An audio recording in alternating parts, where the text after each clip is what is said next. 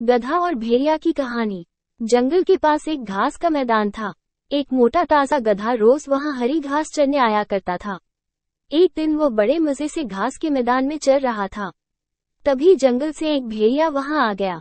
वो शिकार की तलाश में निकला था। उसे बड़े जोरों की भूख लगी थी।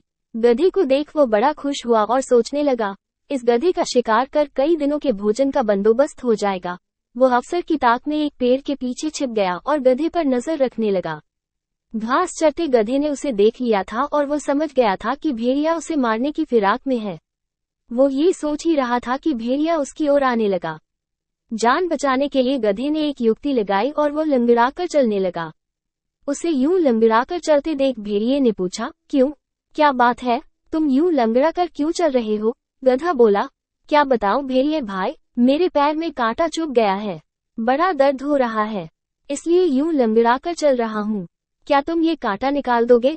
गधा बोला, मैं जानता हूँ भेड़िए भाई, तुम मुझे खाने के बारे में सोच रहे हो, मगर जब तुम मुझे खाओगे तब ये कांटा तुम्हारे गले में अटक सकता है, इसलिए इसे निकालना जरूरी है। भेड़िए ने सोचा, गधा सही कह रहा है, खाते समय मैं बेकार की मुसीबत क्यों मोल लूं, इसका कांटा निकाल ही देता हूँ, फिर इसे मारकर मजे से खाऊंगा। भेड़िए बोला, जरा दिखाओ तो, तुम्हें कहाँ कांटा चुभा है? गधे ने अपना पैर उठा दिया। भेड़िया उसके पैर के पास गया और कांटे को ढूंढने लगा।